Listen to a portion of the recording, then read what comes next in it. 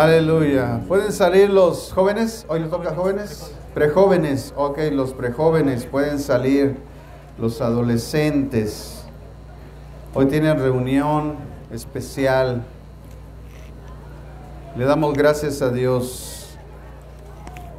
Vamos a seguir, amados hermanos, nuestro estudio de la palabra de Dios, ¿verdad? Siempre recordando lo que Pablo le dijo a Timoteo. Le dice, ten cuidado de ti mismo y de la doctrina, por lo cual le aconseja y le dice, predica la palabra. Es decir, lo que ya está aquí escrito en la palabra de Dios, no tenemos que inventar. La Biblia cada libro trae propósitos. La palabra de Dios tiene una armonía y un diseño tan perfecto que tiene propósitos también perfectos. Podríamos hablar, ¿verdad?, de los sistemas de pensamiento que existen hoy, que están destruyendo a la humanidad. Pero la palabra habla de eso, solamente hay que llegar a los pasajes correspondientes de acuerdo al estudio de un libro para que podamos nosotros tocar esos temas, pero lo vamos llevando de una forma sistemática, leyendo las escrituras, llevando un proceso de acuerdo a la voluntad de Dios y no de acuerdo a lo que una persona en particular diga o piense que es lo mejor, o nos pongamos muy espirituales y digamos, a ver, esta semana, Señor, háblame, dime lo que le voy a decir a la iglesia. No, hermanos, no tenemos que hacer eso. Tenemos que buscar en la palabra. Tenemos que estudiar las escrituras juntos. Y a través del proceso y el diseño de Dios, los propósitos, planes y proyectos de Dios en la iglesia, nos va llevando a los temas que hemos llevado y que además nos van diciendo las situaciones de nuestra vida. Y eso es de verdad glorioso, ¿verdad? Cuando hacemos eso y vemos a la luz de la Biblia la voluntad de Dios. Así es que estamos en el momento de la crucifixión. La semana pasada estuvimos analizando de una forma introductoria para comprender qué pasó realmente en la cruz, para que cuando estemos ahí podamos comprender todo eso, ¿verdad? De aquello que hizo nuestro Dios a través de su Hijo Jesús para darnos en su expiación nuestra redención, y a través de eso la justificación o el perdón de nuestros pecados, que son las doctrinas importantes que la Biblia enseña y que de una forma sistemática el apóstol Pablo las explicó en la carta a los Romanos. Así es que vamos a leer Mateo capítulo 27, versículos 45 al 56, y vamos a ir analizando versículo por versículo o temática de versículos para que vayamos viendo lo que dice la Escritura. Así que Mateo 27, 45 al 56, leamos juntos. Si usted viene por primera vez y no tiene una Biblia, yo le invito a que pase allá atrás, le vamos a prestar una Biblia para que usted pueda leer la Biblia, ¿verdad? A veces como somos nuevos no traemos Biblia, pero si usted viene por primera vez, ahí en la librería le van a prestar una para que ahorita durante el culto usted la pueda leer, o acérquese al cristiano que está al lado, ¿verdad? Y dígale, déjame leer tantito, ¿no? Para que leamos la Biblia. De todas formas, yo lo hago en voz alta para que escuchemos. Pero dice Mateo 27, 45 al 56. Desde la hora sexta hubo tinieblas sobre toda la tierra hasta la hora novena. Cerca de la hora novena, Jesús clamó a gran voz diciendo, Elí, Elí, lama sabactani, que significa, Dios mío, ¿por qué me has desamparado? Algunos de los que estaban ahí decían al oírlo, a Elías llama Al instante, corriendo uno de ellos, tomó una esponja, la empapó de vinagre y la puso en una caña y le dio a beber. Pero los otros decían, deja, veamos si viene Elías a librarlo. Pero Jesús, habiendo otra vez clamado a gran voz, entregó el Espíritu. Entonces el velo del templo se rasgó en dos, de arriba a abajo, la tierra tembló, las rocas se partieron, los sepulcros se abrieron y muchos cuerpos de santos que habían dormido se levantaron. Y después que él resucitó, salieron de los sepulcros, entrando en la santa ciudad, y aparecieron a muchos. El centurión y los que estaban con él custodiando a Jesús, al ver el terremoto y las cosas que habían sido hechas, llenos de miedo, dijeron: verdaderamente este era el Hijo de Dios. Estaba ahí muchas mujeres mirando de lejos, las cuales habían seguido a Jesús desde Galilea, sirviéndolo. Entre ellas estaba María Magdalena, María la madre de Jacobo y de José, y la madre de los hijos de Zebedeo. Muy bien, hasta aquí, amados hermanos, leemos el pasaje bíblico y vemos nosotros, amados hermanos, cuando vemos la cruz, nosotros vemos, y este pasaje, vemos tres cosas muy importantes. Primero, lo horrible de la pecaminosidad del hombre, que es expresado después por el apóstol Pablo en Romanos 3:23, diciendo: por cuanto todos pecaron, están destituidos de la gloria de Dios. Porque el pecado nos saca del reino. Por eso Jesús tuvo que venir a expiar a través de su vida el pecado del mundo, y entonces darnos la justificación, el perdón, a través de la fe de lo que Él hizo en la cruz del Calvario. Lo segundo que nosotros vemos es el gran amor de Dios. Cuando vemos la cruz, vemos también el gran amor de Dios expresado en la Biblia en Juan 3:16, cuando dice: porque de tal manera amó Dios al mundo, que ha dado a su Hijo unigénito, para que todo aquel que en Él crea, dice, no se pierda y tenga vida eterna. Lo tercero que vemos es la justicia de Dios, que también está expresada en Romanos 1:17. Dice: pues en el Evangelio la justicia de Dios se revela por fe y para fe, como está escrito: el justo por la fe vivirá. También Gálatas 3:11, Habacuc 2:4, también Hebreos 10:9 nos habla, hermanos, de la salvación por fe, o la justicia que viene a través de la fe. Esos tres aspectos son importantísimos que nosotros entendamos. Que cuando vemos la cruz, vemos lo horrible de la pecaminosidad del ser humano, que tuvo que morir el mismo Dios, el creador de todas las cosas, por nosotros.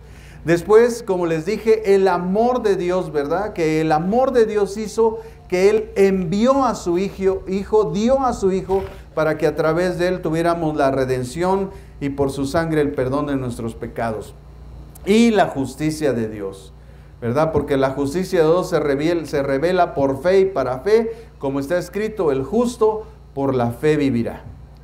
Así entonces entendemos, hermanos, que la grandeza del Evangelio, de esta buena noticia de lo que Cristo hizo en la cruz, está en predicar a un Dios humilde, en predicar a un Dios misericordioso, a un Dios amoroso, a un Dios lleno de gracia, un Dios justo y sobre todo un Dios santo. Porque el pecado es el atentado directo del ser humano contra la santidad de Dios. Y cuando nosotros atentamos contra su santidad, la ira de Dios está sobre de esa persona que ha pecado, si no se arrepiente, es decir, si no deja de hacer lo que está haciendo. La ira de Dios un día lo va a alcanzar. Y si es hijo de Dios, Dios lo va a corregir. Y de una forma terrible y tremenda, porque también así está escrito: duro es caer en manos de un Dios vivo. Así que no son las palabras del pastor, no es la teología del pastor, es lo que la Biblia dice. Y eso, hermanos, debe nosotros motivar nuestro corazón para no pecar.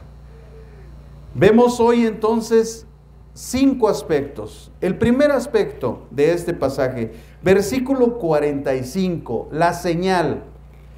El primer aspecto que vemos está en el verso 45 y es la señal. Dice, desde la hora sexta hubo tinieblas sobre toda la tierra hasta la hora novena. Recuerden que el calendario judío, amados hermanos, empezaba a las 6 de la tarde. De las 6 a las 10 era la primera vigilia. También era la hora del primer sacrificio. De las 10 de la noche a las 2 de la mañana era la segunda vigilia.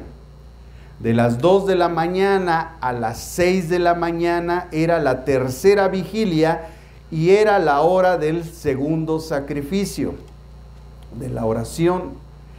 Y a las 7 de la mañana era la primera hora del día. La tercera hora del día era a las 9 de la mañana, la hora sexta era a las 12 del día y la hora novena a las 3 de la tarde, que también es la hora de la oración y del sacrificio de la tarde, precisamente el momento en el que muere Jesús. A la hora del sacrificio de la tarde y de la oración. Qué hermosa es la Biblia, hermano, cuando la entendemos y la analizamos. La crucifixión comenzó, recuerden, a las 9 de la mañana. Y hasta la hora sexta, es decir, hasta las 12 del día. De la hora sexta, que son las 12 de la tarde, hubo tinieblas hasta las 3 de la tarde, que es la hora novena. Y esto, siento decirle a mucha gente que ha interpretado mal, no pudo ser un eclipse. Pues duró 3 horas, desde las 12 hasta las 3 de la tarde. Un eclipse no puede durar 3 horas. Llámese de luna o llámese de sol, no puede durar 3 horas. Está perfectamente estudiado, hermanos. Un eclipse solar dura de 2 a 3 minutos. El eclipse solar dura de 2 a 3 minutos y su culminación completa es a los 8 minutos en su trayectoria total. Así, el eclipse lunar dura hasta 1 hora máximo, pero no 3 horas. No hay eclipse ni lunar ni solar que dure 3 horas. Así es que no fue un eclipse lo que pasó. Aquí estamos ante un evento que duró 3 horas, lo cual hace ver que lo que pasó fue algo sobrenatural. De hecho, cuando estudiamos la palabra griega, que principalmente nosotros la vemos en Lucas, nosotros vemos que en Lucas 23:45, cuando se da la referencia de este acontecimiento, la palabra griega significa que la luz del sol falló. Es decir, que durante 3 horas el sol se apagó. Oigan, hermanos, eso sí espanta a cualquiera, hasta el más sabroso. 3 horas la luz del sol, ¡fum!, se apagó. Hubo tinieblas. No fueron nubes que taparon el sol, hermanos. El sol dejó de brillar. Eso es algo impresionante, hermanos. Un comentarista bíblico que encontré dice que no tiene uno que turbarse por el hecho de que la naturaleza mostrara su simpatía con la tragedia de la muerte del Creador en la cruz. Porque en Romanos 8:22 dice que la creación está gimiendo desde ese momento con dolores de parto hasta ahora. Desde la muerte de nuestro Señor hasta ahora, toda la creación gime como con dolores de parto. Así que este evento no fue un eclipse, hermanos. Cuando ustedes escuchen a alguien que le diga, fue un eclipse, ¿cuánto dura un eclipse? ¿Sabes cuánto dura? El solar dura hasta 3 minutos. El lunar hasta 1 hora. pero no porque dure tapando una hora el eclipse la luna, sino todo el proceso que se lleva. Y estamos aquí ante un evento de 3 horas. Y la palabra griega en el Evangelio de Lucas significa que el sol se apagó. Como un foco cuando está así parpadeando y ya no quiere echar la luz. Entonces, hermanos, esto es importante que lo veamos, ¿no? Entonces, esta fue la primer señal en el momento en que Jesús estaba muriendo en la cruz. El segundo aspecto es las palabras de Jesús. ¿Qué fue lo que dijo Jesús? En el verso 46 y 47, nosotros leemos estas palabras. Cerca de la hora 9, o sea, a las 3 de la tarde, Jesús clamó a gran voz diciendo, Elí, Elí, lama sabactani, que significa, Dios mío, ¿por qué me has desamparado? Algunos de los que estaban ahí decían al oírlo, a Elías llama este. Amados hermanos, el Evangelio de Mateo primero translitera el arameo según el manuscrito que se usa muchas veces para traducir la Biblia. Sabemos que hay varias fuentes de traducción, como el Textus Receptus o el Textus Recibido, que es el mejor libro que el cual podemos traducir la Biblia, ¿verdad? Los que traducimos el griego o el hebreo lo podemos usar.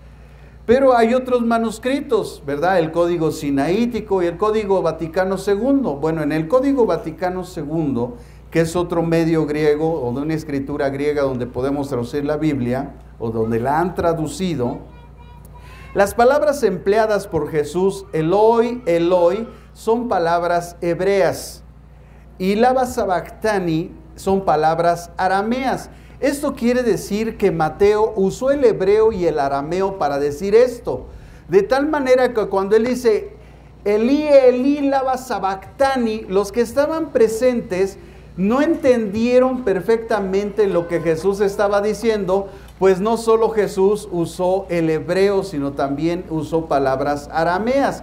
Y si ellos eran judíos, pues no entendieron el arameo, por eso dijeron, a Elías está llamando pero Jesús había mezclado el hebreo con el arameo, por eso no entendieron las palabras de Jesús.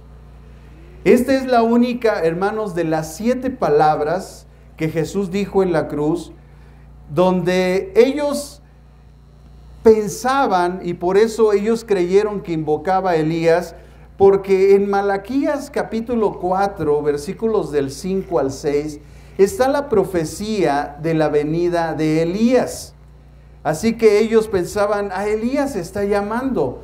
Ellos sabían que Elías iba a venir antes de la venida del Mesías. Como ellos no consideraron a Juan el Bautista como Elías, entonces ellos siguieron esperando a Elías, como también en este tiempo siguen esperando a Elías y siguen esperando al Mesías. Esa es una de las únicas palabras que Cristo dijo en la cruz, que Marcos y Mateo, Marcos en el capítulo 15, versículos del 33 hasta el 41, y en el Evangelio de Mateo, en el versículo 27 al 47, que fue el que leímos, están tal cual escritas. Pero las otras 6 palabras que supuestamente también dijo Jesús, porque le llaman, ¿verdad?, las 7 palabras, las otras 6 palabras están referidas en Lucas capítulo 23, versículo 44 al 49, y Juan 19, ¿verdad?, del versículo 28 al 30.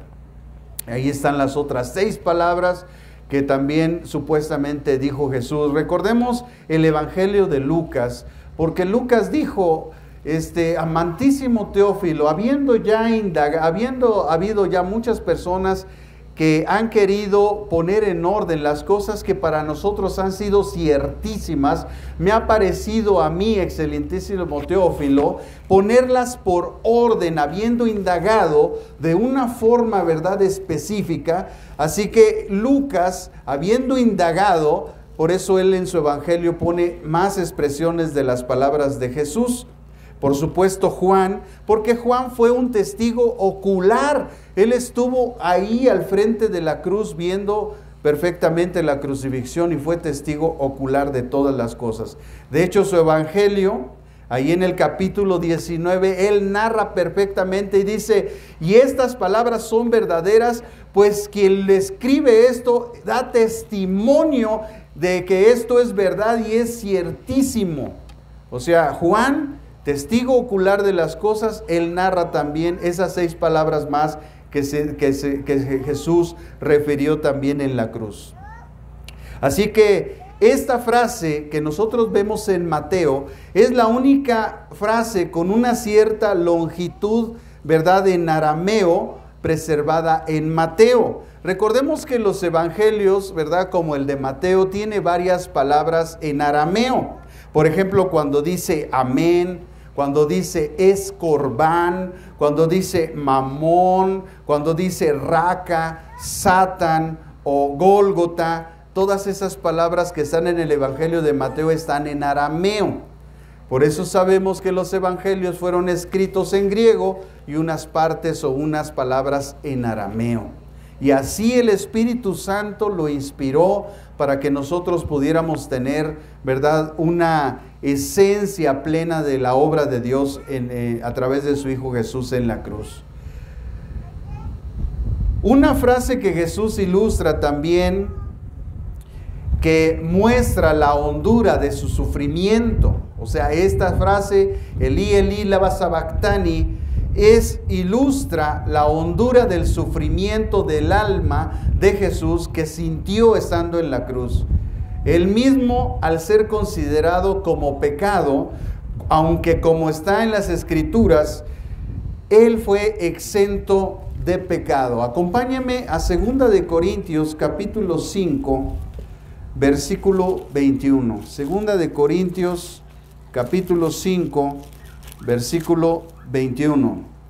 Dice el apóstol Pablo a la iglesia que está en Corinto: al que no conoció pecado, por nosotros lo hizo pecado, para que nosotros seamos justicia de Dios en él. ¿Por qué requeremos la justicia de Dios, hermanos? Porque recordemos el principio: por cuanto todos hemos pecado, hemos sido destituidos de la gloria de Dios. Romanos 3:23. Así es que nosotros necesitamos ser la única forma de ser redimidos, de que la ira de Dios no caiga sobre nosotros en juicio, ya sea cuando venga el juicio de Dios a esta tierra o cuando moramos y vayamos a su presencia y entremos en juicio y no seamos condenados. La única forma es recibir su justicia, es que Él nos declare justos. Y la forma es que Dios ha establecido, es que nosotros creamos en lo que Jesucristo hizo en la cruz. Cuando nosotros creemos lo que Jesucristo hizo en la cruz, en ese momento somos justificados. Por eso dice, ¿verdad?, el apóstol Pablo después en el versículo 24 de Romanos 3, dice: siendo justificados gratuitamente por su sangre. Así es que somos justificados o perdonados de nuestros pecados por la sangre derramada en la cruz. Inmediatamente después de que Pablo establece la forma de justificación por la fe en la sangre de Jesucristo y la obra redentora de Cristo en el capítulo 3, en el capítulo 4 de los Romanos, el apóstol Pablo pone el ejemplo de Abraham y dice que él creyó y le fue contado por justicia. Por eso, cuando llegamos al capítulo 5 de Romanos, Pablo dice, es de una forma muy tajante: justificados pues por la fe, tenemos paz para con Dios por medio de nuestro Señor Jesucristo. Porque la ira de Dios estaba sobre nosotros, pero al ser justificados o perdonados por la fe, entonces entramos en un estado de paz con Dios. Por eso cuando nuestros pecados son realmente perdonados, cuando hay un arrepentimiento sincero de nuestro corazón y dejamos de hacer lo que estamos haciendo, En ese momento somos perdonados y la ira de Dios se aparta de nosotros por la justicia de Dios, por la fe en Jesucristo, y entonces tenemos paz. Por eso el semáforo que nos avisa que algo está mal en nosotros es la ausencia de paz para con Dios. No nos sentimos a gusto. Y es tan claro porque dejamos de tener comunión con los demás. Es tan evidente que nuestro carácter cambia. Y por eso no te llevas bien con tu hermano y sigues con pleitos. Porque no tienes paz para con Dios, porque hay pecado, la ira de Dios está sobre tu vida. Si no te arrepientes, seguirás con esa culpa y seguirás siendo, ¿verdad?, espiritualmente metido en tormentos. Y eso que es espiritual, que está metido dentro de nosotros, se manifiesta después físicamente. Y el día de mañana aparecen las enfermedades, porque no hemos querido sacar esas raíces de amargura, de odio, de rencor. Por eso la recomendación es que perdonemos, porque es el primer escalón hacia la redención. Que nosotros perdonemos. La oración modelo lo dice claramente. Padre, perdónanos así como nosotros perdonamos. Así como, es decir, está unido. Yo perdono, le pido perdón a Dios porque yo he perdonado a los demás. Pero yo no puedo sentirme perdonado por Dios si yo no he perdonado a los demás. De ahí que Jesús hizo una alegoría, una parábola, y les dice, mira, si tienes algo con tu hermano, si sabes que tienes algo con tu hermano, deja tu ofrenda, o sea, no me cantes bonito, no levantes las manos, no llores. Ve, reconcíliate primero con tu hermano y después ven y llora, levanta las manos, lo que quieras hacer, porque mientras ese sacrificio que es para nuestra bendición no es recibido delante de Dios. Lo único que nos separa de Dios es el pecado. Por cuanto han pecado, están destituidos de la gloria de Dios. Entonces, en el momento que pecamos y no nos arrepentimos, así llores, grites, le pidas a Dios, Él no te va a escuchar, porque Dios no escucha a los pecadores a menos que traigan una actitud de arrepentimiento, de verdaderamente dejar lo que están haciendo. Y Dios, que conoce los corazones y Él no puede ser burlado, Él sabe si realmente tú estás arrepentido, si le sigues hablando al amante, si te sigues viendo con ella, si lo sigues haciendo. Tú piensas que te estás burlando del pastor de esta iglesia. ¿Sabes qué? Estás equivocado. Y mujer, también puedes estar equivocada. De Dios no te vas a burlar. Tú tienes que arrepentirte, dejar de hacer lo que estás haciendo. Dios no se va a burlar, nadie se va a burlar de Dios. La ira de Dios está sobre de ti. Y por eso andas con ese genio. Por eso a nadie le puedes hablar. Porque la luz y las tinieblas no tienen comunión. Mira lo que dice Primera de Juan.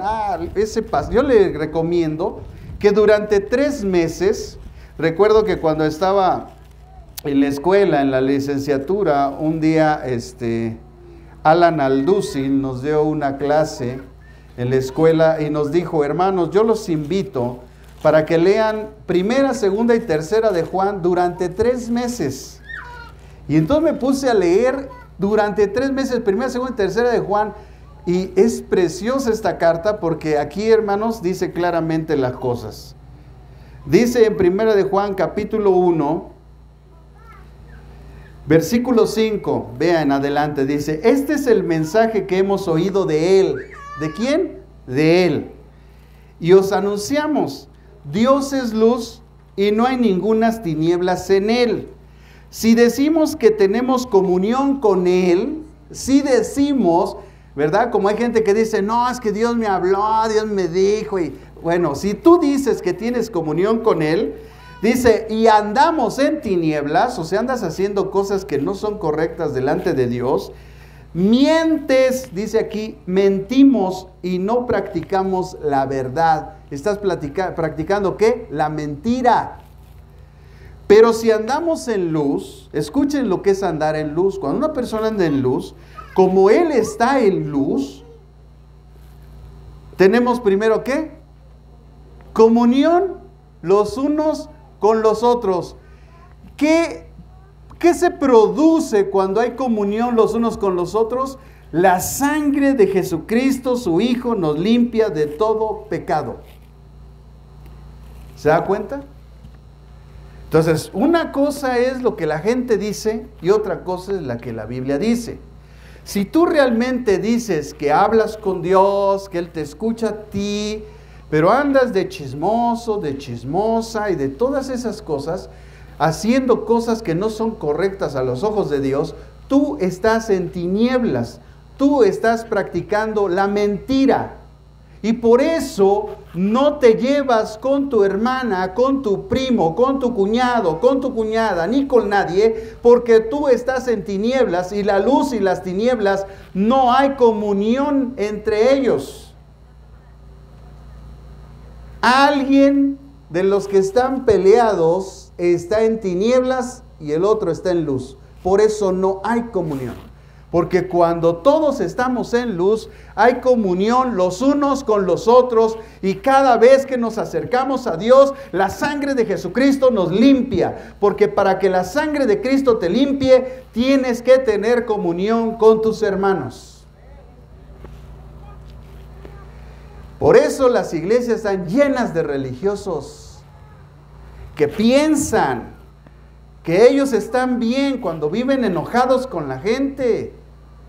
Esa gente está en tinieblas y hay que enseñarle esos principios para que se arrepienta, para que arregle su situación con sus hermanos, con sus primos, con su mamá, con su papá. Pero yo los veo a veces llegan a la iglesia porque me las dice un primo de un amigo y se sientan. Acá está una parte de la familia de un lado y del otro lado la parte de la otra familia. ¿Por qué? Porque están unos en tinieblas y otros en luz. Y están peleados los unos con los otros.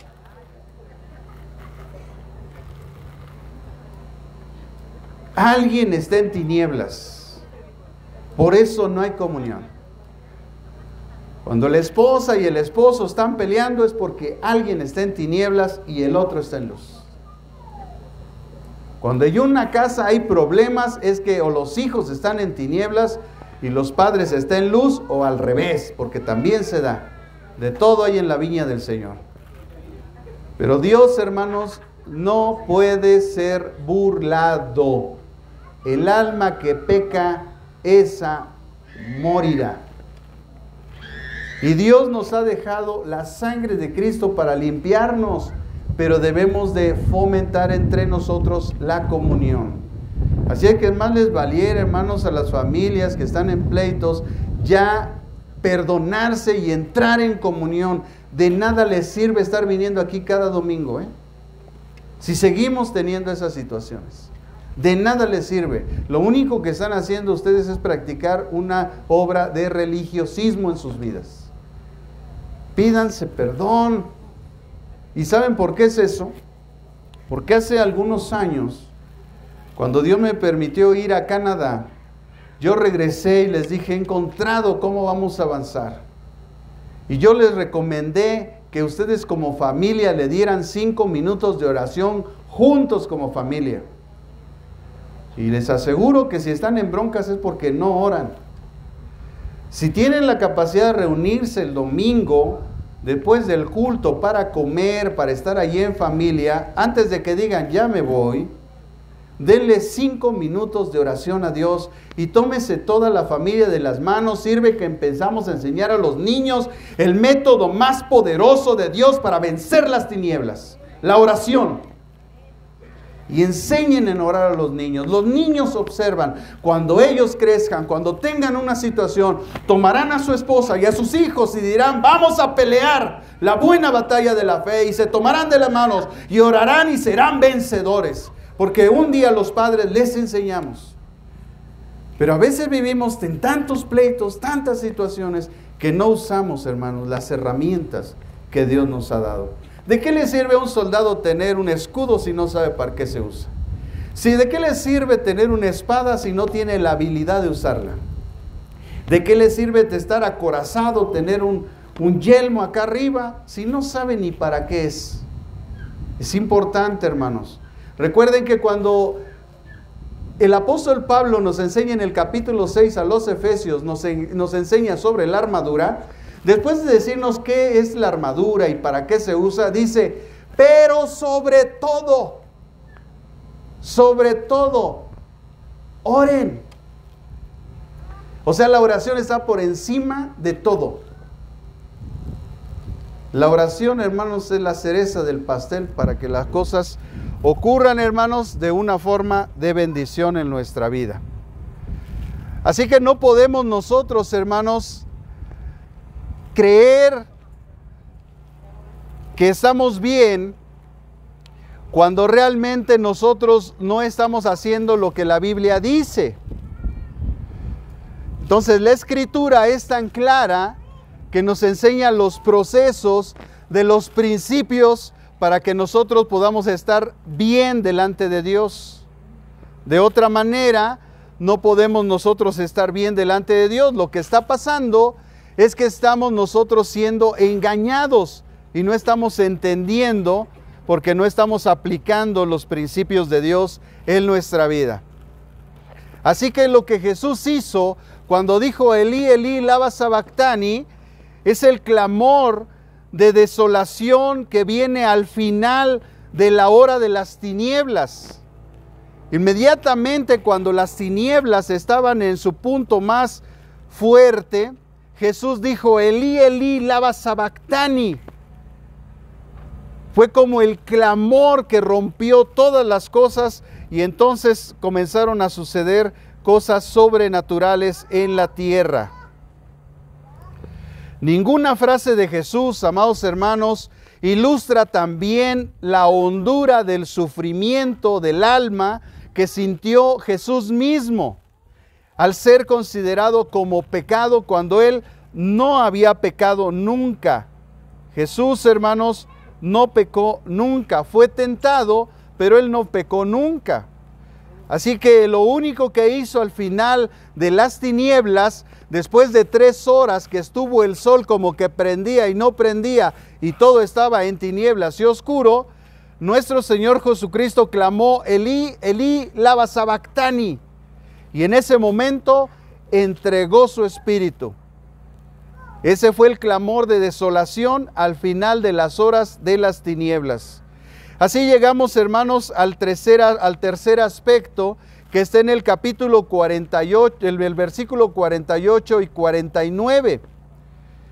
Ahí en Mateo 27, capítulo 48 y 49 dice, al instante, corriendo uno de ellos, tomó una esponja, la empapó de vinagre, la puso en la caña y le dio a beber. Pero los otros decían, deja, veamos si viene Elías a librarlo. En ese momento, hermanos, cuando el Señor dice Elí, lama sabactani, alguien se apiada de alguna manera, por así decirlo, de él, se compadece de Jesús al escuchar su agonía y, como dice la traducción griega correcta, le ofreció una bebida de vinagre que es un vino agrio. Este vino agrio estuve estudiando y es un vino corriente de la gente de bajos recursos. Se lo pusieron en la esponja y puesta en una caña, se la trataron de dar, pues hasta este momento, en este punto de la crucifixión de Jesús, Jesús estaba ardiendo de sed, de tal manera que se cumplió la escritura que está en el Salmo 69, 21. Busque Salmo 69, 21. Salmo 69, versículo 21. Dice la escritura, Me pusieron además hiel por comida, y en mi sed me dieron a beber vinagre. Todos recordamos el pasaje que leímos anteriormente. La primera vez que él dijo, tengo sed, le dieron hiel mezclada con vinagre y con vino. Esta segunda vez en el que se cumple este salmo, le dieron a beber vinagre, que era un vino agrio, que era el peor de todos, y fue el que le dieron a beber aquí a Jesús, cumpliéndose las Escrituras. En ese momento dijeron los que estaban presentes ahí en la crucifixión, veamos si viene Elías a librarlo. Las palabras referidas eran una excusa que tenían un son de una supuesta piedad y prueba al que ellos decían que era un supuesto Mesías. Al comprender mal las palabras de Jesús, pues él hizo una mezcla de hebreo con arameo, entonces ellos interpretaron mal y decían, a ver si viene Elías a buscarlo. Pero no era eso, sino que nuestro Señor Jesucristo, ¿verdad?, estaba él cumpliendo las Escrituras. De tal manera que ellos no entendieron y dijeron, a ver, vamos a esperar a ver si viene Elías a librarlo. Y esta frase fue tantito de burla, fue tantito de prueba para ver si realmente ocurría algo sobrenatural. Y hay en otros evangelios dice que ellos también refirieron, si viene Elías, creeremos en ti. Así que todas estas palabras, hermanos, de esta gente eran en son de burla hacia Jesús. El cuarto aspecto que nosotros vemos, hermanos, es la muerte de Jesús, las señales y las declaraciones de los testigos. Y eso es importante porque nos hace ver lo que realmente estaba pasando en ese momento en la cruz. En el verso 50 al 54 dice la Escritura, pero Jesús, habiendo otra vez clamado a gran voz, ahí está, hermanos, la referencia, esta es la segunda vez que clamó a gran voz, dice, entregó el Espíritu. En el verso 51 dice, entonces el velo del templo se rasgó en dos, de arriba hacia abajo. La tierra tembló, las rocas se partieron, los sepulcros se abrieron y muchos cuerpos de santos que habían dormido se levantaron. Y después que él resucitó, salieron de los sepulcros, entraron en la santa ciudad y se aparecieron a muchos. El centurión y los que estaban con él custodiando a Jesús, al ver el terremoto y las cosas que habían sido hechas, llenos de miedo, dijeron, verdaderamente este era el Hijo de Dios. Lo primero que vemos, hermanos, en la primera parte del versículo 50, que dice la Escritura, pero Jesús, habiendo otra vez clamado a gran voz, entregó el Espíritu, vemos el gran clamor que puede haber sido el del Salmo 31:5. Si me acompañan al Salmo 31:5, las referencias bíblicas, los hombres que están estudiando las Escrituras, ellos dicen que estas palabras de Jesús pudieron provenir del Salmo 31, versículo 5. Vamos a leer el Salmo 31, versículo 5, dice, en tu mano encomiendo mi espíritu, tú me has redimido, Jehová, Dios de verdad. Así que vemos, amados hermanos, que esta referencia, dicen los estudiosos, es de este Salmo, de estas palabras, tal como lo cita Lucas 23:46. Lucas 23:46 dice, Padre, en tus manos encomiendo mi espíritu. En Juan 19:30, Juan capítulo 19, versículo 30, declara que Jesús dijo, consumado está, es decir, la palabra griega telestai, la palabra griega telestai, consumado está, aunque no era claro qué es lo que dijo realmente al final, dicen algunos comentaristas.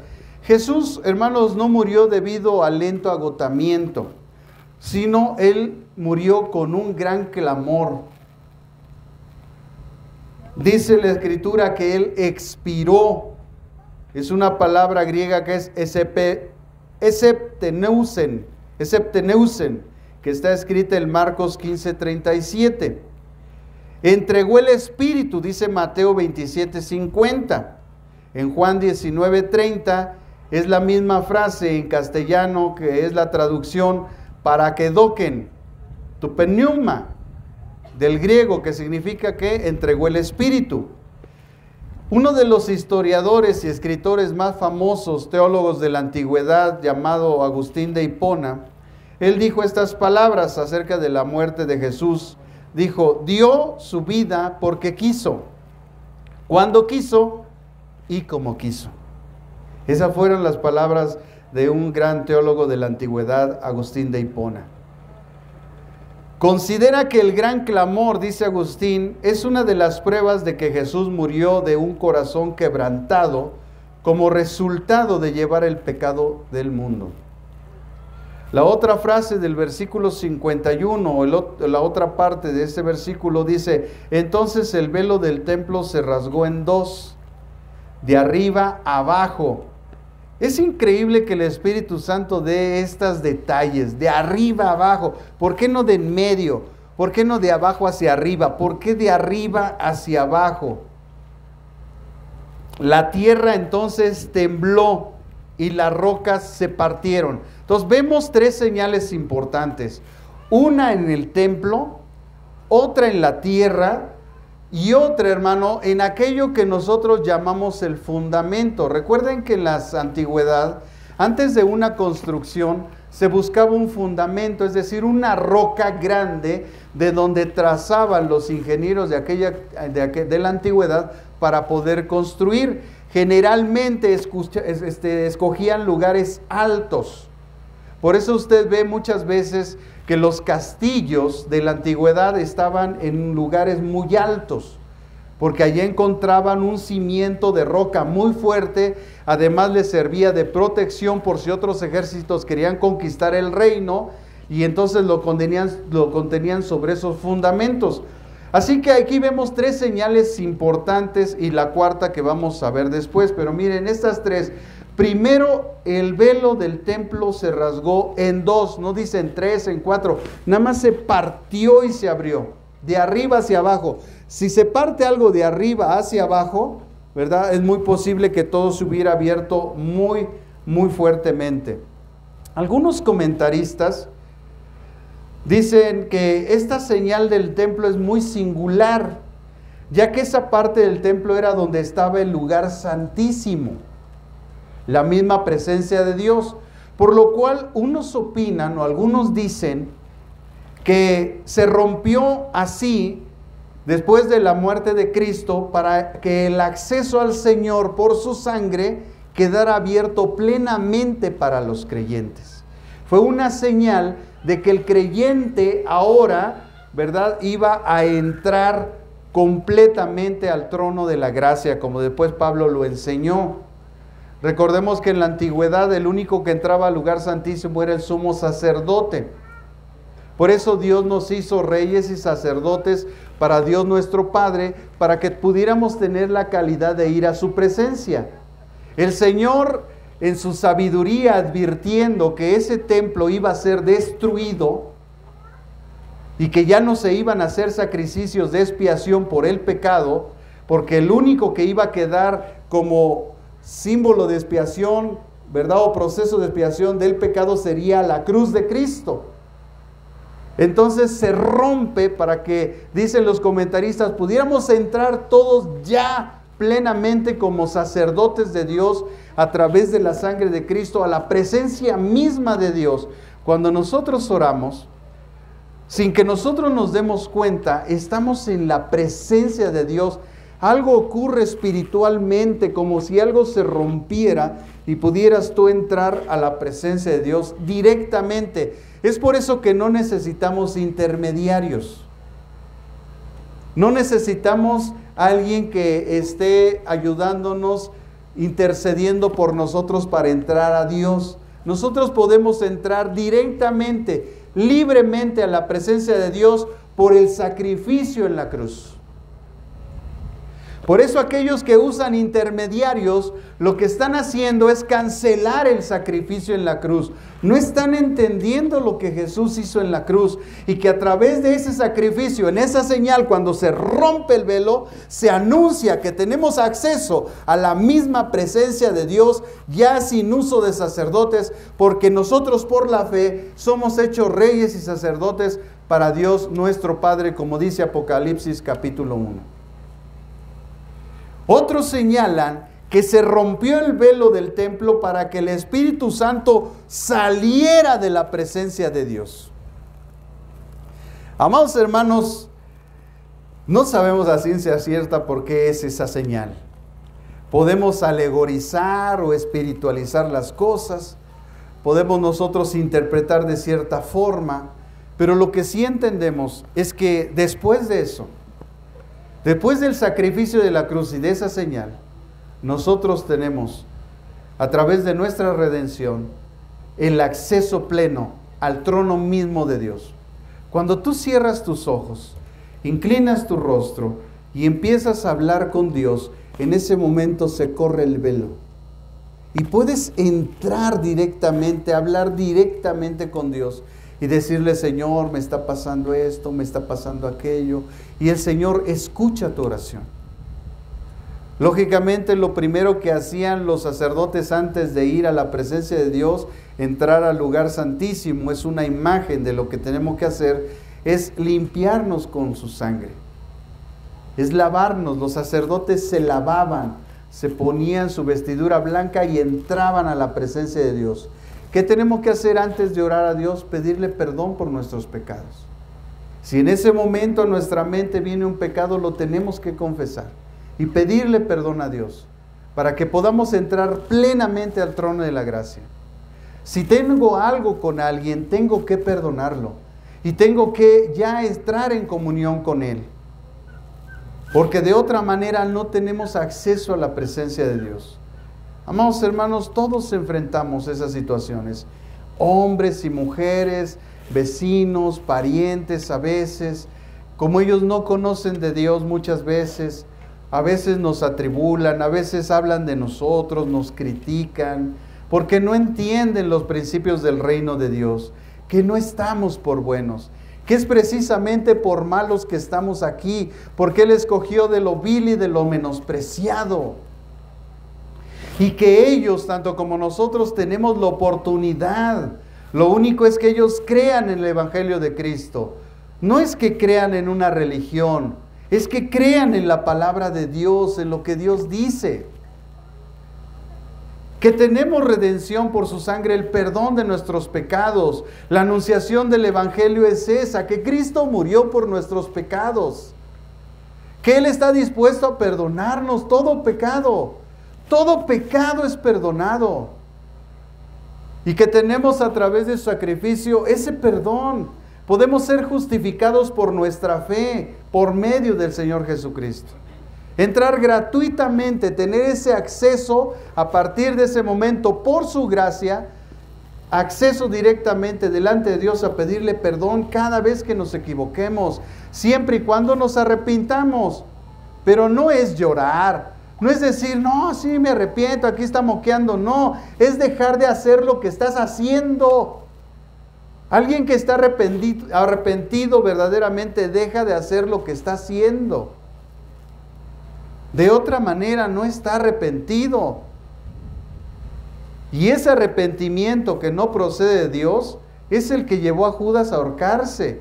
El arrepentimiento que procede de Dios es una tristeza que nos lleva a cambiar nuestra forma de vida, a cambiar y dejar de hacer lo que estamos haciendo mal delante de Dios.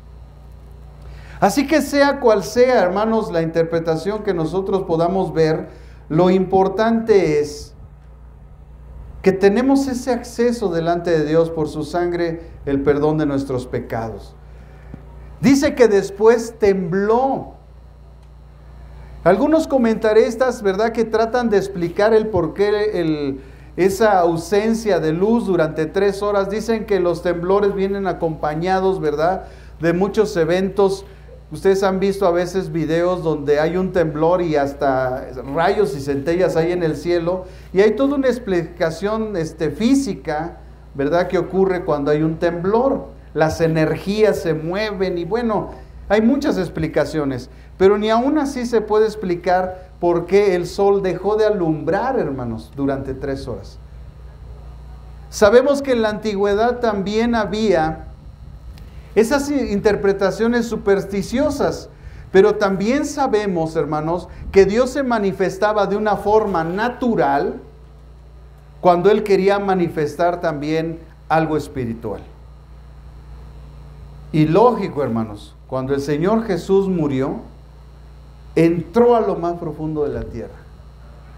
Por supuesto que el Hades, que es la parte que está en la parte profunda de la tierra, el Hades, lo que llaman los griegos el Gehenna, ese lugar se estremeció cuando vieron la presencia de Jesucristo. Fue algo verdaderamente portentoso. De ahí las palabras de los testigos que reconocieron que verdaderamente Jesús era el Hijo de Dios.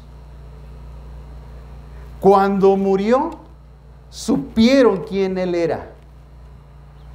Qué triste, hermanos, a mí me da mucha tristeza a ver a las personas que reconocen cuando alguien verdaderamente es un siervo de Dios, ya que se murió, ya para qué. Hay hijos que reconocen que tuvieron buenos padres ya que murió el papá, ya que murió la mamá. No, sí, el viejo era un buen padre, hasta le cantan la canción, ¿no? Viejo, mi querido viejo, ¿ya para qué? Le hubieras demostrado que él era un buen viejo obedeciéndolo.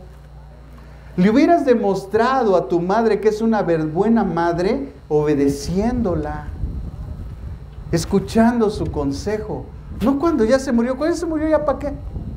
Lo único que muestra la gente ahí es el remordimiento por no haber vivido una vida correcta con esa persona. ¿Cómo es posible que los hijos, ya que mueren los padres, ya vienen al velorio a cubrir las apariencias? Pero cuando el padre estuvo enfermo, cuando la madre estuvo enferma y tuvo necesidad, ni siquiera se aparecieron, Algunos, he visto parientes de algunos personas que ya están en edad avanzada, veo algunos hijos que están cargando con toda la carga que otros sinvergüenzas también deberían de cargar. Porque ese padre y esa madre no tuvieron 2 hijos, a lo mejor 3, 4, 5, pero no puede ser que una sola familia, una sola hija, que es una verdadera hija o un verdadero hijo, esté cargando con toda la carga y los demás flojonazos y huevones no estén haciendo nada por sus padres, cuando sus padres dieron toda su vida por ellos. Se quitaron el alimento de la boca para dárselos a ustedes. Los alimentaron, los cuidaron, los criaron, les dieron estudios y muchos no estudiaron por flojos, no porque los padres no hayan querido, porque si ellos hubieran visto que tú hubieras querido ser ingeniero, arquitecto, médico, ellos te hubieran dado todo hasta lo último. Pero como te volviste un floconazo, pues por eso estás donde estás. Pero no fue la obra de tus padres, fue que tú no quisiste trabajar, que tú no quisiste estudiar y que no quisiste hacer las cosas. Pero es increíble que haya familias donde los padres tuvieron 3, 4 hijos y solo uno esté cargando con toda la onda. Y los demás desentendidos, poniendo pretextos. No, pues a ver, ¿qué hubiera pasado de tu chamaco? Y que tu papá hubiera puesto un pretexto. No, pues no tengo dinero, pues que se quede sin tragar ese chamaco. No, hermanos, los padres hacían hasta lo imposible para llevarte la leche, llevarte el pan y hacer todas esas cosas. Qué tremendo, hermanos, ver a nuestro Señor Jesucristo, que fue hasta que murió que reconocieron que Él era Hijo de Dios. Porque todos esos acontecimientos que estaban pasando eran sobrenaturales. No era normal que el sol dejara de dar la luz durante 3 horas. No por obra de un eclipse. Porque algo importante estaba pasando en los cielos. El pecado, todo el mundo estaba cayendo sobre Jesús. Él no había pecado. Él había dado su vida por todos nosotros. Él se ofreció voluntariamente. Él levantó la mano en el cielo, estando centrado a la diestra de la majestad de las alturas. ¿Y quién irá por nosotros? Y el Señor inmediatamente se paró y dijo: yo voy, conforme al libro está escrito de mí. Y vino y se encarnó en el vientre de una mujer que era María. Y vino para redimirnos. Y no puso pretextos. Y Él nunca tiene pretextos para bendecirnos. A veces no los vemos en la vida, hermanos. A veces nos vemos la gran bendición de parte de Dios en nosotros. El miércoles que estábamos predicando, porque estamos el miércoles estudiando el libro de los Hechos, les decía, hermanos, tenemos que dar gracias a Dios por todo lo que tenemos. Es una vida de agradecimiento en nuestra vida la que nos sigue dando más bendición. Pero mientras tú te sigas quejando de lo que tienes, no vas a recibir más. Tú necesitas ser agradecido cada momento de tu vida. Gracias, Señor, por este día. Gracias por mi esposa. Gracias por mis hijos. Gracias por la casa. Gracias por el alimento. Gracias, gracias, gracias siempre a Dios. Gracias, gracias por todo. Aleluya. Esa es la herramienta de nuestra bendición. Ser agradecidos con Dios. Gracias, Señor, por esto. Gracias, Padre. Jesús, hermanos, hizo esa señal en el templo. Tembló la tierra, se conmovió, porque así está escrito que hasta ahora en este tiempo está con dolores de parto desde la muerte de Cristo. Y las rocas se partieron. Esto habla de los fundamentos. Los fundamentos se rompieron. El Señor trajo un nuevo fundamento, la roca, y la roca es Cristo. La roca sobre la cual alguien cae y se rompe. Esta roca no se rompe, esta roca es firme, es un fundamento firme para mi familia. Sus palabras, sus enseñanzas, sus mandamientos, sus principios sostienen nuestras vidas. La roca es Cristo, la que no se rompe, la que nos da un fundamento. De esa manera, muchos comentaristas dicen que se rompieron los fundamentos del mundo y Dios puso su fundamento, la roca que es Jesucristo, su palabra que es verdad. Cada principio, cada enseñanza nos sostiene todos los días de nuestra vida. Yo no puedo entender cómo no la leemos entre semana, hermanos. Es increíble. Bueno, hay quien viene a la iglesia sin Biblia. No, hombre, qué bárbaro. No, la trae en el teléfono. Se distraen. Un mensaje, lo ven. Una llamada, responden. En muchas iglesias han implementado esa cosa de apaga tu celular. A ver, hermano, apague su celular. Es que no traigo Biblia. Bueno, la próxima semana trae Biblia, pero ahorita va a apagar su celular. Porque el diablo es mago en la interrupción. ¿Por qué? Porque hay un principio. En Mateo capítulo 13 dice la escritura, en la parábola del sembrador, que cuando nosotros no recibimos, no entendemos lo que se está enseñando, Satanás quita lo que se te sembró. Por eso te está distrayendo. Por eso pasa la mosca, ahí va tu mirada. Regresa, ahí está la verdad. Pasa un coche, lo sigues. ¿Por qué? Porque Él te quiere distraer para que lo que se hable aquí no quede sembrado en tu corazón y Él lo pueda desarraigar y tú no crezcas, no madures. Por eso hay un montón de inmaduros en la iglesia, están durmiendo. Hermano, si ves a alguien que está durmiendo, dale un codazo. No te duermas, sóplale la oreja, dale un zape aquí para que se despierte. No lo dejes que se duerma. Hermano, no te vengas a dormir. Estuviste dormido en la noche, te vienes a dormir aquí, o sea, no te entiendo. Bueno, hay gente que viene del trabajo, estuvo toda la noche en vela, bueno. Pero los otros, hermanos, no se pueden estar durmiendo aquí en la iglesia, hermanos. Por eso siguen como siguen de inmaduros. No crecen, no hay fruto, pues no hay semilla, no hay fruto. Y no hay semilla porque te duermes, porque estás distraído, porque tu mente está en otra cosa, en los frijoles. Oye, ¿tú le pagamos a los frijoles? Cuando te diga así tu mamá, dile, ya cállate, mamá, pon atención.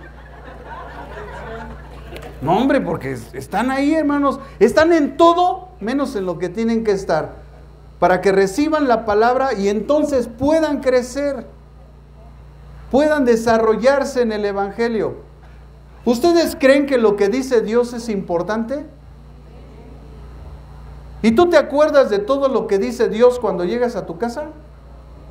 No, ni el versículo saben. ¿Qué vimos? No sé, pero el pastor dijo un chiste bien bueno. Lo único que aprenden, hermanos, pues sí, antes nada más leían el Memín Pingüín, la familia Burrón, el Lágrimas y Risas, el Sentimental, el Trailero. Pues sí, no leen la Biblia. No hay medicina para sus huesos, hermanos. No hay agua de vida para su espíritu. El Señor, cuando cuestionó a sus discípulos después de haber confrontado a los religiosos que los seguían, venía una multitud siguiendo a Jesús, hermano. Jesús se para y se voltea y les dice: ¿ustedes me siguen solamente porque les di de comer? O sea, esa frase habla del sustento. Mucha gente sigue a Jesús nada más porque dicen que si dan 100, el Señor se los multiplica al 100, al 300, al 1000 por uno. Y por eso son parte de la religión. Porque a través de Jesús solamente buscan un beneficio. Pero ellos no dan nada, ¿eh? No sirven en nada, no estudian nada, ni hacen nada. Y a esa gente Dios la confrontó. Y le dijo: ustedes nada más me siguen por lo que yo les doy. Y lógico, la gente se indigna y dice: no, ya me voy, ahí no hay amor y no sé qué. Gente de papel, hermano. Esta iglesia prepara guerreros, no cristianos de papel. La próxima vez que te digan: oye, yo he visto las brigadas de tu pastor y habla bien fuerte, ¿no? Dile: porque somos guerreros, no somos cristianos de papel. No somos de cristal. Nos estamos preparando para algo. Hermanos, en Haití están matando a muchos hermanos en Cristo, les cerraron las iglesias, muchos pastores se regresaron a su país, misioneros de años de estar predicando. Ay, tú estás aquí, papita. El día que venga esa persecución a la iglesia de Jesucristo aquí en México, yo quiero ver de qué lado estás. A ver si realmente eres un cristiano. Cristianos en Haití dieron su vida. Por eso nos tenemos que preparar, tenemos que hacer un carácter fuerte, para que si es que Dios nos exige nuestra vida, que seamos mártires. La palabra martureo que está en me seréis testigos, esa palabra testigos es martureo en griego, que significa mártires. O sea, no nada más es hablar de Jesús, hermano, es si Dios te exige ser mártir, tienes que morir por el Evangelio. Y ese es un verdadero discípulo y seguidor de Cristo. Pero hermanos, si con trabajo venimos a la iglesia, si seguimos llegando tarde y todas esas cosas, hermanos, ¿qué haces de diferente a lo que hacías antes? Nada, sigues siendo religioso.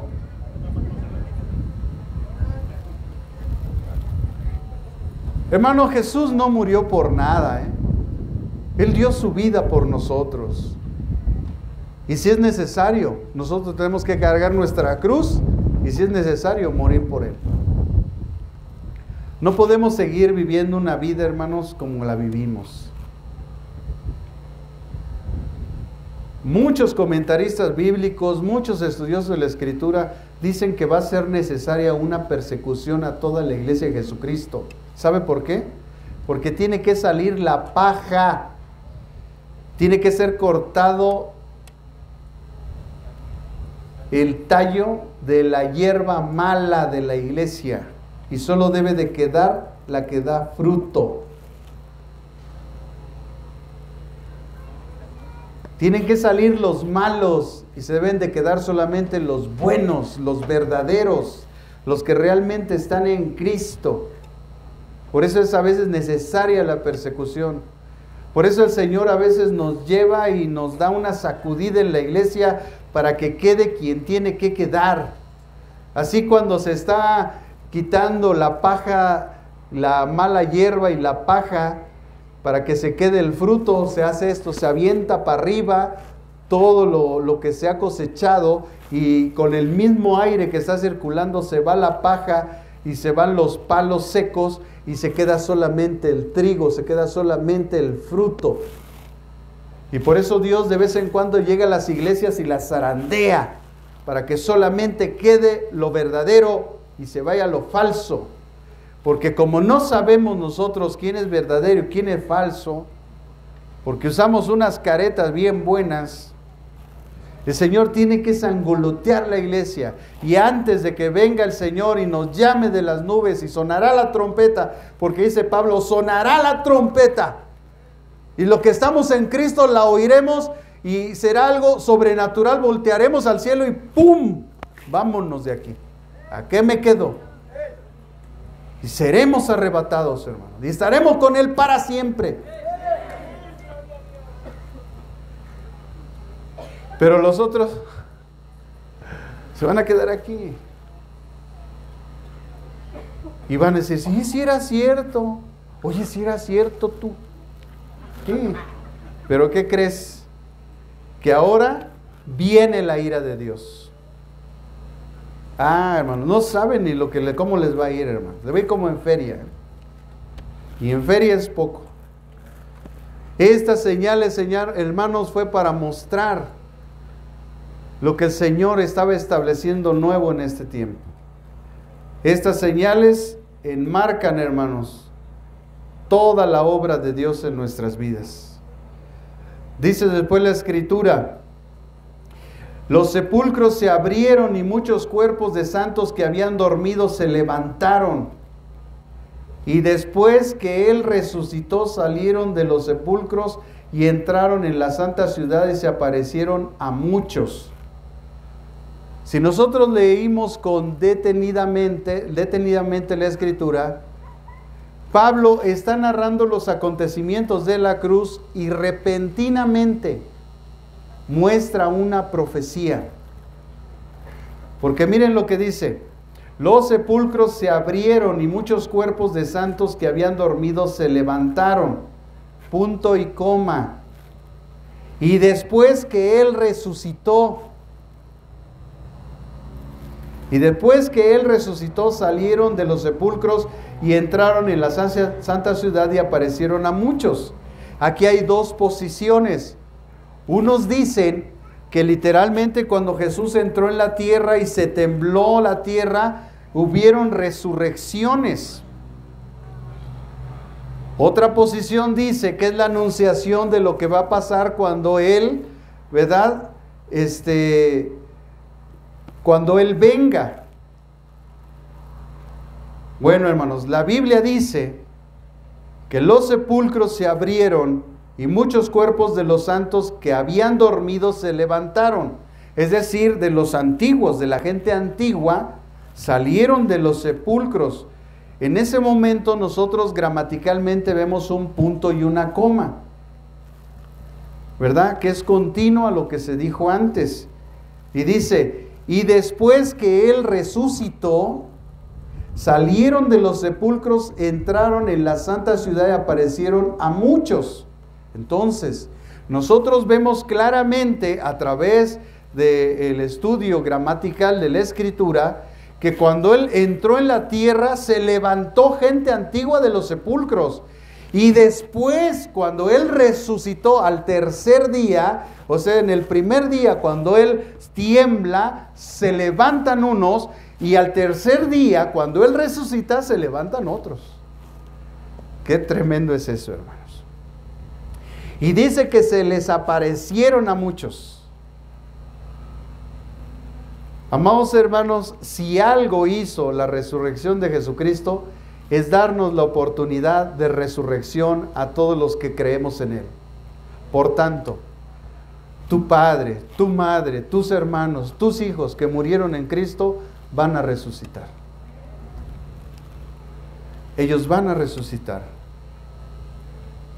Por eso es importante que trabajemos en ellos, predicándose el Evangelio, para que los volvamos a ver y nosotros mismos nos esforcemos. No porque por obras tengamos la salvación, sino que nos esforcemos nosotros en comunicar el Evangelio a los que faltan. Para que si tú quieres verdaderamente ver a toda tu familia, pues entonces vengan al conocimiento de Dios. Porque si un familiar tuyo murió sin Cristo, déjame decirte que sin dudas está en el infierno. Porque eso es lo que declara la palabra de Dios. No lo dice una religión, lo dice Dios. Mire lo que dice Juan capítulo 3, versículo 17.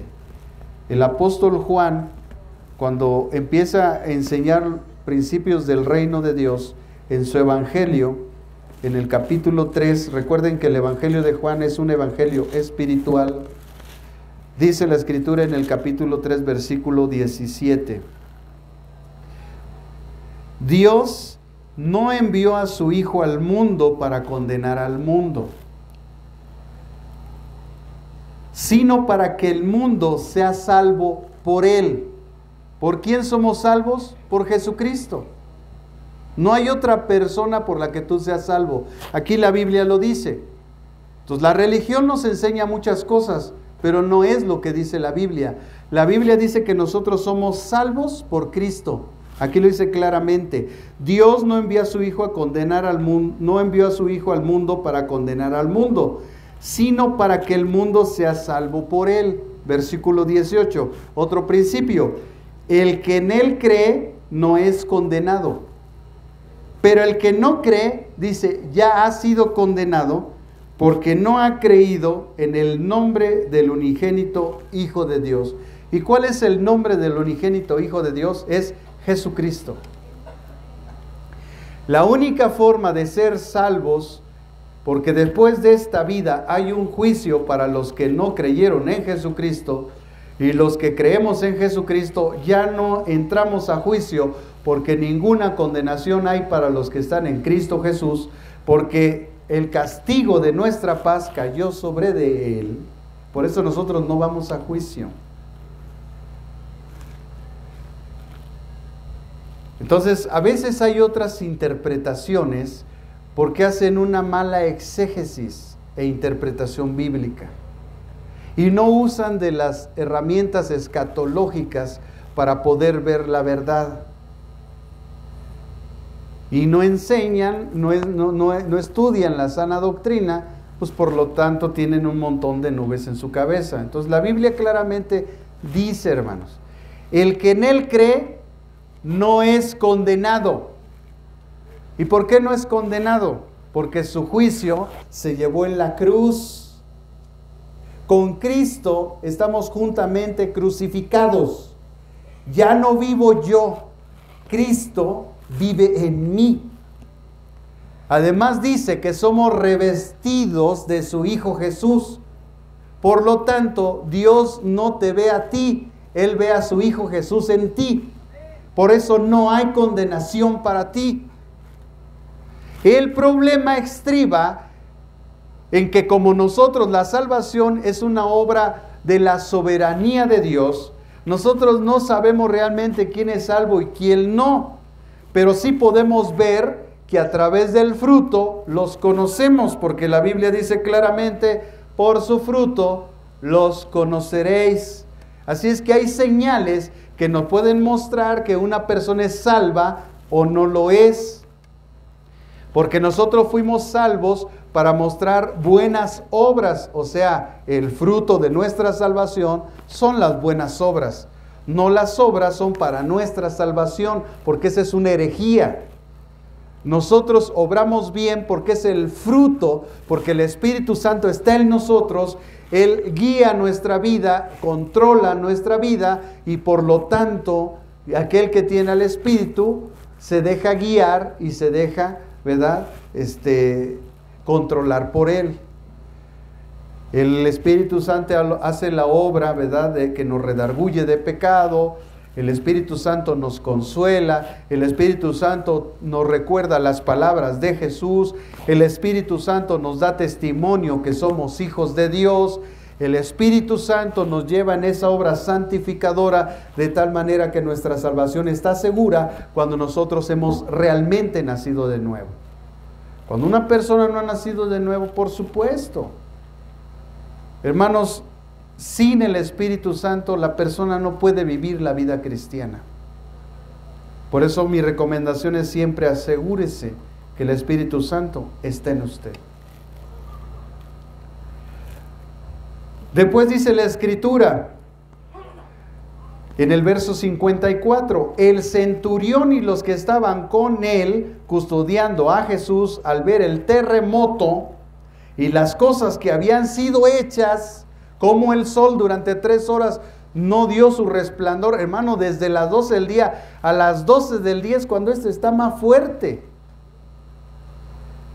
El sol está en su plenitud. Y en ese tiempo fue cuando no dio luz. Eso fue algo sobrenatural, hermano. Eso no fue un eclipse. Ya lo vimos. Y si no, investíguelo en su San Google y va a ver cuánto dura. Póngale cuánto dura un eclipse. Y ahí le va a decir 3 a 5 minutos el solar. Y el lunar máximo 1 hora, pero en todo su proceso. No es que deje de alumbrar 1 hora, no. Es que eso lleva todo un proceso. Entonces, hermanos, estúdielo, para que vea que no estamos diciendo marihuanadas aquí, estamos diciendo la verdad. Dice entonces que la gente se dio cuenta, hermanos, que realmente después de esos acontecimientos físicos, de todas esas cosas hechas, dice que les dio miedo y dijeron, verdaderamente este era Hijo de Dios. Verdaderamente este era Hijo de Dios. Amados hermanos, cuando nosotros leemos la carta a los Romanos en el capítulo 1, acompáñenme a Romanos capítulo 1, quiero que vea esto conmigo, porque esto que pasó tiene mucha coherencia con lo que el autor de la carta a los Romanos nos dice. Romanos 1:20, mire lo que dice Romanos 1:20. Lo invisible de Él, ¿de quién? De Dios, lo invisible de Él, su eterno poder y su deidad, se hacen claramente visibles desde la creación del mundo y se pueden discernir por medio de las cosas hechas. Amados hermanos, cuando la gente, ¿verdad?, tiene esas dudas y nos dice, a ver, muéstrame a tu Dios. Agarra este pasaje y dile, mira, te voy a decir lo que dice la Biblia acerca de cómo nosotros conocemos a Dios. Y el verso 20 de Romanos 1 dice, lo invisible de Él, su eterno poder y su deidad, se hacen claramente visibles desde la creación del mundo. Y se pueden discernir o entender por medio de las cosas hechas. La forma en que yo te puedo mostrar a Dios es que tú te des cuenta de lo maravilloso de la creación que eres tú. Tienes más de 3 billones de células y la complejidad de una célula y su accionar tan perfecto te puede hacer ver que hay un creador, hay un diseñador. Esto que es el cuerpo humano no pudo haber sido hecho por el azar. Biológicamente es imposible que un ser que esté en el agua salga a la tierra por una supuesta evolución, porque eso contradice la ciencia. La misma ciencia que defiende la contradice. ¿Por qué? Porque los seres del mar no tienen la capacidad de vivir en la tierra. Saca un pescado. No puede evolucionar así. Ahora, si eso fuera cierto, de vez en cuando veríamos que los pescados salen del agua y pueden vivir en la tierra, lo cual eso nunca ha pasado. Recuerden, para que algo sea científico, tiene que ser repetitivo. Y nunca hemos visto que un pescado o un ser del agua salga a la tierra y pueda pasar, ¿verdad?, a vivir en la tierra sin el elemento del agua. Bueno, y si eso parece imposible, pues tampoco es posible que ese ser de la tierra de repente le salgan alas y salga al aire. Si ya de por sí es complicado que un animal del agua salga a la tierra, es más complicado que ese animal se vaya al cielo y vuele, como las aves. O sea, ese es un pensamiento en contra de la ciencia.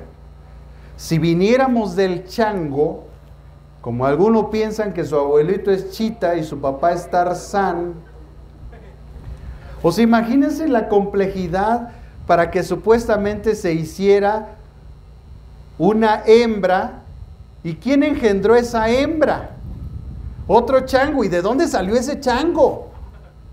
O sea, vean, hermanos, lo complejo que es. Y se necesita más fe para creer esas marihuanadas que para creer en Dios. Dios creó al hombre de acuerdo a su imagen y semejanza. Varón y hembra los creó. Y en el varón puso cromosomas XX y en la mujer XY. Por lo tanto, quien determina el sexo del niño que va a nacer es el hombre, porque el hombre tiene cromosomas X que determinan al hombre y cromosomas Y que determinan a la mujer. La mujer solamente tiene cromosomas XX, de tal manera que cuando el hombre engendra a la mujer, o tiene una relación, ¿verdad?, con la mujer, en ese momento le inyecta ciertos genes en sus células con las cuales se determina el sexo. Así que la próxima vez, ¿verdad, mujercita, que tu marido te diga, no, es que tú tienes puras niñas, pues es tu culpa, no es la mía. Es lo que tú estás aportando, por eso tenemos puras niñas. Oye, es que yo quiero una niña, tú das puros hombres, pues es tu culpa. Porque quien determina el sexo eres tú, no yo. Yo nada más aporto las características físicas, fisiológicas, hereditarias de mi parte, pero quien determina el sexo eres tú. De acuerdo a la célula cromosómica que pones en mi óvulo, es el sexo que van a ser hombre o mujer. Hermanos, eso está en la anatomía, en la fisiología, en la ciencia médica. Hermanos, si ya de por sí eso es complejo entender y explicar, porque no venimos de la cigüeña, no le vuelves a decir a tu hijo, venimos de la cigüeña, ¿qué cigüeña ni qué nada? Ponte a estudiar y trata de enseñarle a tu hijo como debe de ser. Si no le enseñas bien las cosas, allá afuera lo van a pervertir. Entonces tenemos que enseñarle a los hijos, y la forma de nosotros ver la creación está en ver ese creador a través de todo lo hecho. Es maravilloso, de la armonía que hay en todo, de la complejidad que tiene tu cuerpo. Es increíble cómo el cerebro, hermanos, tiene una complejidad tan impresionante, cómo el cerebro de la mujer y del varón son diferentes. Hasta eso, son diferentes. Porque fuimos diseñados con un propósito para roles diferentes. Hoy quieren la igualdad. Órale, que se metan de albañilas, que se carguen 2 bultos de cemento en el lomo, a ver si sí es cierto, quieren igualdad, ¿no? Órale, éntrenle. No, nada más quieren igualdad en las jefaturas. Ay, sí, tú. No, éntrale a cargarte los bultos de cemento. Hoy el feminismo, hermano, está pervirtiendo toda la vida de la gente. ¿Quieres igualdad? Órale. ¿Cuántas de ustedes van a ser albañilas? ¿Cuántas de ustedes van a soldar? A ver cómo les quedan los ojos ahí todos flameados. Cárguense las barras de acero así en el lomo y súbanlas ahí en las escaleras. Los botes de cemento para echar el colado ahí arriba del segundo piso. Quiero ver. ¿Quieren igualdad? No, pues vamos entrándole. Ah, pero vi una de esas mujeres sabrosas, hermano, quería igualdad y se metió con uno de la WFC, hermano. No, nada más no la mató el cuate ese porque tuvo misericordia, No, es que yo soy hombre. Pues órale, éntrale a los cocolazos. Ay, hermano, le plantó 2 derechazos que yo dije, se murió. ¿Quieren igualdad? Hermanos, estamos diseñados para cosas, roles diferentes y específicos en el conocimiento y la sabiduría de Dios. Los hombres desarrollamos músculos más fuertes. Nuestros huesos son más fuertes porque Dios nos ha dado un rol diferente. Pero es por no querer el diseño de Dios que la gente se está pervirtiendo. No quieren seguir lo que Dios dice. Y por lo tanto viene la sentencia que después dice Romanos 1. Romanos capítulo 1 más adelante sentencia a esas personas que habiendo conocido a Dios a través de la creación, porque Él ahí se hace visible, y la gente no entendiendo eso, no queriendo entender, sumido en su supuesta ciencia o su mal llamada ciencia, dice el verso 21, ya que habiendo conocido a Dios, como a través de la creación, ya que habiendo conocido a Dios, dice, no lo glorificaron como a Dios, ni le dieron gracias. Ahí está, hermano, lo primero que hace una persona que tiene el entendimiento de que Dios existe. Lo primero que tiene que hacer es que tiene que glorificarlo. Y lo segundo es que le tiene que dar gracias. Entonces esta gente, como no quiso conocer a Dios a través de la creación, entonces no lo glorificaron ni le dieron gracias. Al contrario, miren, se envanecieron en sus razonamientos, porque así está la gente, se envanece en su razonamiento, y su necio corazón fue entenebrecido. ¿Qué pasó después? Pretendiendo ser sabios, se hicieron necios. Ah, gente necia, hermanos. Se hicieron necios. Y cambiaron la gloria de Dios incorruptible por imágenes. ¿Por qué cambiaron la gloria de Dios? Por imágenes. Y tienen un bonche, imágenes. ¿Por qué? Porque realmente no conocen a Dios, no entienden a Dios. Su corazón se entenebrece. Y cambian la gloria de Dios por imágenes. Vean cómo la Biblia es tan clara, hermana. Imágenes de hombres. ¿Qué tienen en sus imágenes? Hombres corruptibles. En la antigüedad había hasta de aves, de cuadrúpedos y de reptiles. Por lo cual también los entregó Dios a la inmundicia. ¿Qué hizo Dios? ¿Qué produjo la idolatría del hombre? Que Dios los mete a la inmundicia. La gente que es idólatra, Dios lo mete en la inmundicia. ¿Eso quieres? Órale. Lo entregó a la inmundicia. En los apetitos de sus corazones. De modo que deshonraron entre sí sus propios cuerpos. Escuche esto. Ya que cambiaron la verdad de Dios por la mentira. Fíjense lo que les pasó. Honrando y dando culto a las criaturas antes que al Creador, que es bendito por los siglos de los siglos, amén. Por eso Dios los entregó a pasiones vergonzosas. Los entregó a pasiones vergonzosas, pues aún sus mujeres cambiaron las relaciones naturales por las que van contra la naturaleza. Del mismo modo, también los hombres, dejando la relación natural con la mujer, se encendieron en su lascivia. ¿Por qué están así?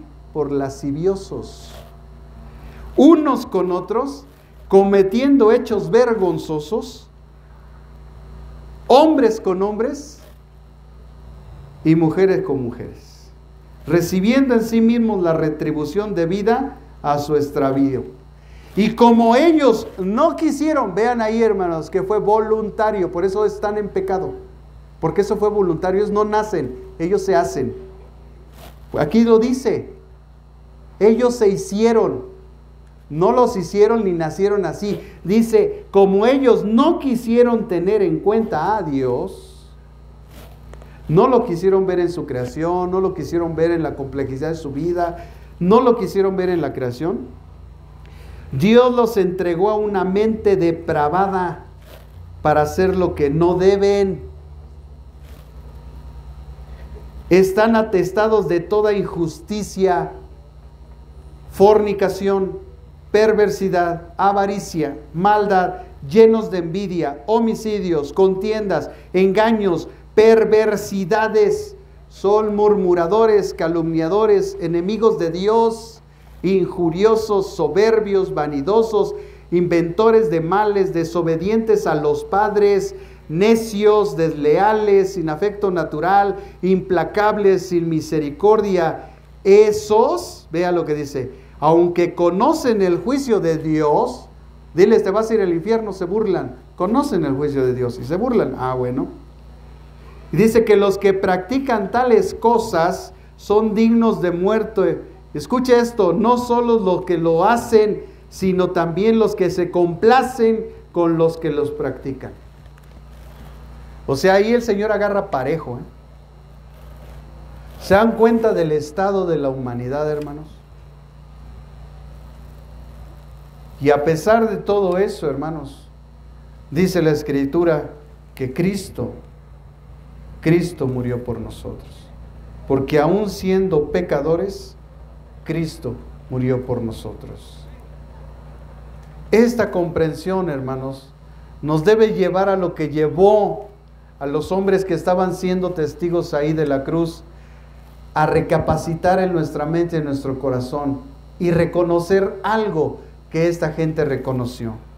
En el versículo finalmente 55 y 56, escuche lo que dijeron. Estaban ahí muchas mujeres mirando de lejos, las cuales habían seguido a Jesús desde Galilea, sirviéndolo. Entre ellas estaba María Magdalena, María la madre de Jacobo y de José, y la madre de los hijos de Zebedeo. Amados hermanos, aquí nosotros vemos claramente lo que ocasiona el saber quién es Jesús. Lo primero que ocasiona es la fidelidad, porque estas personas, estas mujeres, lo habían seguido desde Galilea. Desde su ministerio en Galilea lo siguieron. Eso se llama fidelidad. Lo segundo que manifiesta una persona que verdaderamente sabe quién es Jesús es que es un servidor. Quien verdaderamente está siguiendo a Jesús no solamente es fiel, es un siervo de Él. Sirve a Dios. Ellas vinieron sirviéndolo. Y lo tercero que vemos, hermanos, es que permanecen en Él. Ellas estuvieron permaneciendo en Él hasta que murió Jesús. ¿Quiénes fueron estas mujeres que dan testimonio de un verdadero cristiano y seguidor de Cristo? Dice María Magdalena. Esa mujer, hermanos, que en su vida se había arrepentido y a la cual Dios, ¿verdad?, había perdonado. María, la madre de Jacobo y de José, es decir, su madre. Porque María tenía dos hijos, uno llamado Jacobo y otro José. Eso está en los evangelios. Y la madre de los hijos de Zebedeo, es decir, la madre de Juan y de Jacobo, los hijos del trueno. Estas eran las mujeres que habían estado ahí. Amados hermanos, nosotros debemos de reconocer, como aquellos que experimentaron la cruz y vieron todo lo que pasó, reconocer que Jesús es el Hijo de Dios. Después, ese proceso nos lleva a ser fieles a Él, a estar aquí cada domingo, a aprender de Él. ¿Para qué? Para ser servidores de Él. Nadie, hermanos, que no aprende puede ser servidor de Jesús. Esto es un principio. No es que el pastor se ponga sus moños, no es que el pastor no quiera que usted sirva. Es que si usted no cumple con los principios de Dios, no puede ser puesto ahí.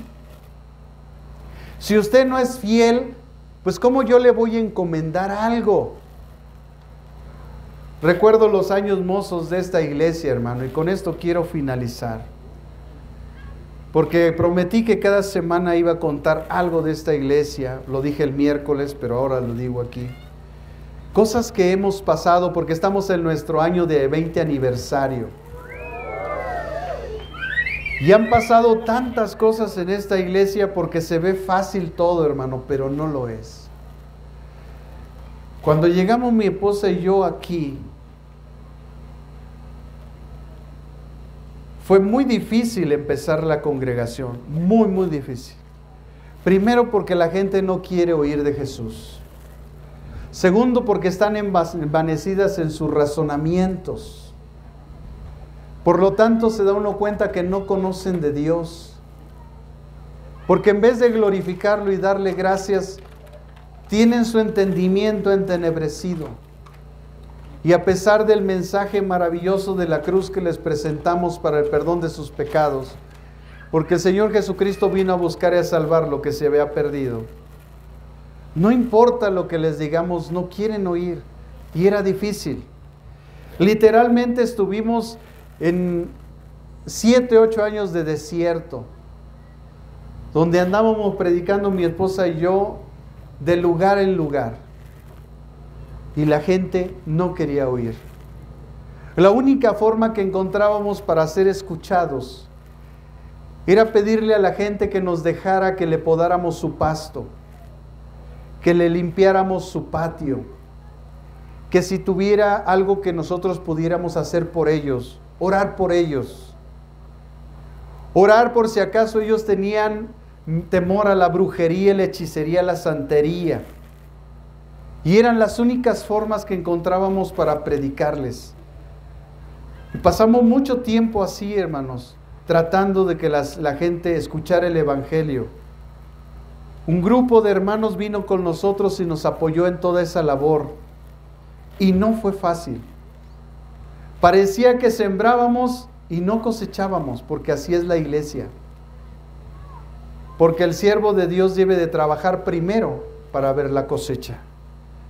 No debe de estar esperando que la gente llegue a la iglesia, tiene que salir, tiene que buscar, tiene que tocar puertas, claro, sin paraguas y sin portafolio y sin tacuche, para no confundirnos, porque no somos iguales, nosotros sí somos hijos de Dios. Pero hacíamos toda esa labor, empezamos a ver, hermanos, cómo Dios actuaba en los corazones, cómo había tanta necesidad, cómo se cumple la escritura de Lucas 10:2. A la verdad la mies es mucha, pero los obreros pocos. Otros flojos, pero otros son pocos.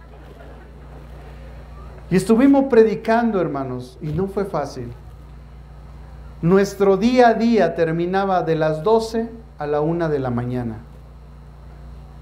Por eso es imposible que haya gente que quiera tener una iglesia grande, pensando en sus recomendaciones personales, pensando en la fama que se adquiere por otras personas, cuando la Biblia es clara que dice que el obrero, para recibir de la cosecha, debe de trabajar primero. Y debe de haber un trabajo. Debe de haber esa fidelidad. Por eso la Escritura no se equivoca en 1 Timoteo, que dice que el servidor debe ser hallado primeramente fiel. Es decir, que venga a la iglesia. ¿Cómo le vamos a encomendar algo? Y en esos años mozos, yo tenía mucha gente que me daba ideas, porque sí, la gente es buena para dar ideas, pero no es buena para ponerse en la idea. Y en aquel tiempo tenía una grabadora de esas, de las del Flanagan, esas grises grandotas de doble cassette. Y la ponía y tenía un pequeño micrófono. Y le apretaba el cassette y daba la alabanza y cantaba yo con la alabanza y ministraba mientras le daba vuelta la hoja a la segunda canción y le aplicaba el otro cassette. O sea, era un trabajo impresionante, hermanos. Escribir las alabanzas en un papel bond, darle clic, cantar, ministrar, predicar. Eso sin antes haber venido antes, limpiar las sillas, acomodarlas, haber puesto la lona. Y eso lo hacíamos todos los domingos, mi esposa y yo solos.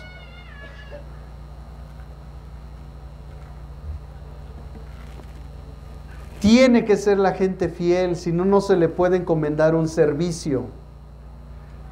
Pastor, quiero servir, pues venga a la iglesia primero. Sea fiel, porque el siervo debe ser hallado primeramente fiel. Paso número 1, fiel. Venir a la iglesia. Ser parte de la iglesia. Al ser, hermanos, lo que dispone para servir, pues es la enseñanza, el conocimiento de Dios. Cuando tú conoces de Dios, te disipulas y en consecuencia te dan ganas de servir a Dios. Mientras no te disipulas, tú no tienes ganas de hacer nada para el reino de Dios. Eres discipulado, después eres un servidor de Dios. Inmediatamente después de ser discipulado y servir a Dios, empiezas a caminar con Él. Los propósitos de Dios se empiezan a manifestar en tu vida. Y entonces viene el llamado de Dios para la obra que Dios te tenía encomendada. Y entonces, hermanos, empezamos nosotros a vivir la cruz. Vivimos la cruz porque empezamos cargándola. Empezamos a experimentar ataques, críticas, muchas cosas.